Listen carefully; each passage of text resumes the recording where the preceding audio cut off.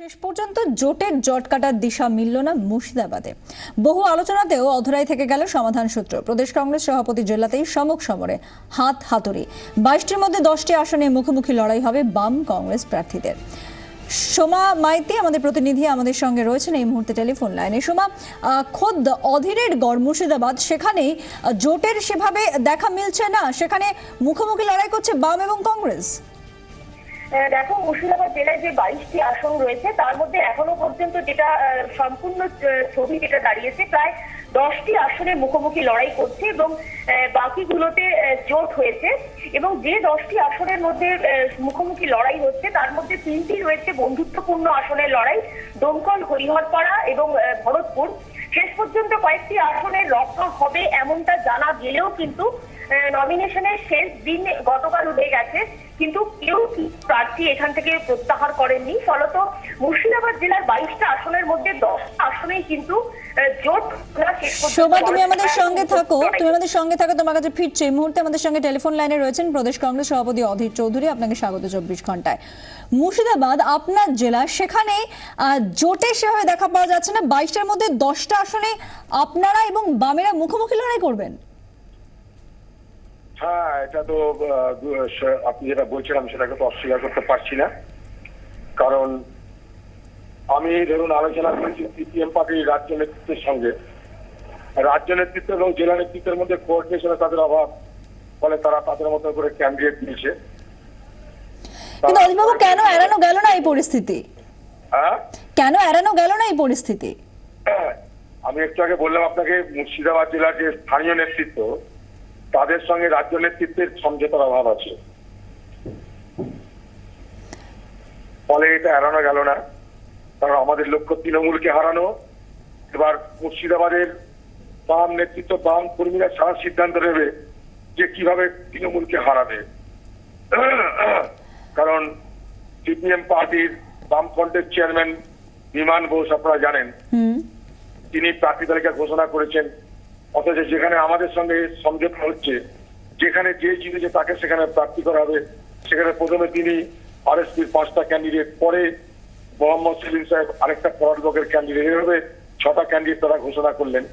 আমরা 2টো candidate CPM এর এগেইনস্টে আমরা দাঁড় করা বলে সিদ্ধান্ত নিয়েছিলাম। কারণ একটাই, সেখানকার সিপিএম পার্টির একটা অংশ চেয়েছিল যে সেখানে ত্রিমুখী লড়াই হোক, তবেই তৃণমূলকে হারানো যাবে। এগুলো সিপিএম পার্টির মুর্শিদাবাদ জেলার 2টো অংশের 2 রকম মতামত, তার সঙ্গে রাজ্য নেতৃত্বের কোঅর্ডিনেশন অভাব। স্বাভাবিকভাবেই এখনো পর্যন্ত মুর্শিদাবাদ জেলার পরিস্থিতি আপনি যেটা বলছেন সেরকমই আছে। দেখা যাক, এখনো ভোটের অনেকদিন বাকি আছে। তার মধ্যে যদি তারা এটাকে একটা কোনো ফর্মুলায় আসতে পারে, তারা বিবেচনা করবে, নাহলে যা আছে তাই হবে। আমরা যেখানে যেখানে অধীরবাবু, আপনাদের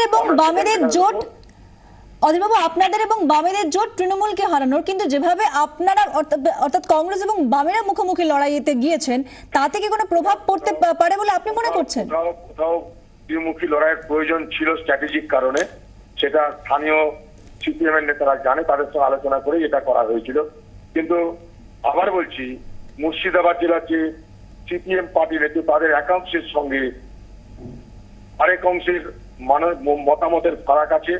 এবং সর্বোপরি সিপিএম পার্টির যে জেলা রাজ্য নেতৃত্ব, সেই রাজ্য নেতৃত্ব এই বিষয়টাই তারা ঠিক মতন হ্যান্ডেল করতে পারেনি, তারা ঠিক মতন কোঅর্ডিনেশন করতে পারেনি। স্বাভাবিকভাবেই এটা একটা মুর্শিদাবাদ জেলার ক্ষেত্রে এটা একটা নিয়মের বাইরে একটা ঘটনা ঘটছে। তার জন্য আমি নিশ্চয়ই দুঃখিত, কারণ আমি উদার মন নিয়ে, খোলা মন নিয়ে, আন্তরিকতার সঙ্গে সবকিছু করেছি।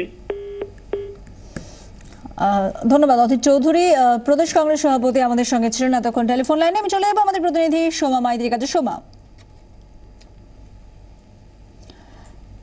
তুমি কি রয়েছে আমাদের সঙ্গে? সম্ভবত যোগাযোগ বিচ্ছিন্ন হয়েছে আমাদের সঙ্গে আমাদের প্রতিনিধির, এবং কার্যত স্বীকার করে নিলেন অধীর চৌধুরী যে তাঁর জেলা মুর্শিদাবাদ, সেখানে 22টি আসনের মধ্যে 10টি আসনে মুখোমুখি হচ্ছে বাম এবং কংগ্রেস, অর্থাৎ সেখানে জোট কাজ করছে না। যদিও তিনি বলছেন যে একদিকে যেরকম একটা সমন্বয়ের অভাব রয়েছে বামেদের মধ্যে, এবং এর পাশাপাশি তিনি বলছেন যে সেখানে স্ট্র্যাটেজিক কারণেই ত্রিমুখী লড়াইয়ের প্রয়োজন ছিল, এমনটা দাবি অধীর চৌধুরীর।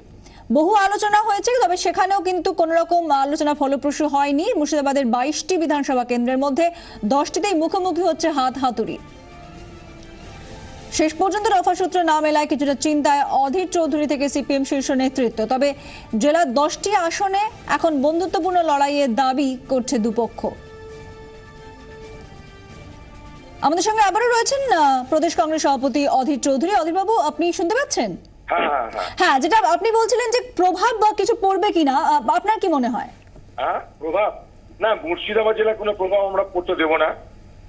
আর তার কারণ একটাই যে মুর্শিদাবাদ জেলায় কংগ্রেস দলের সঙ্গেই মূলত তৃণমূল পার্টিকে লড়তে হয়েছে। গত 5 বছর ধরে ওখানে মূল শক্তি হিসাবে কংগ্রেস লড়েছে তৃণমূলের দুর্বৃত্ত বাহিনীর সঙ্গে। সারা মুর্শিদাবাদের সব দলের অর্থাৎ সিপিএম, আরএসপি, কংগ্রেস সব দলের কর্মীরা এটা খুব ভালো করে জানে যে মুর্শিদাবাদ জেলায় তৃণমূলের সঙ্গে লড়বার ক্ষেত্রে প্রধান শক্তির নাম কংগ্রেস।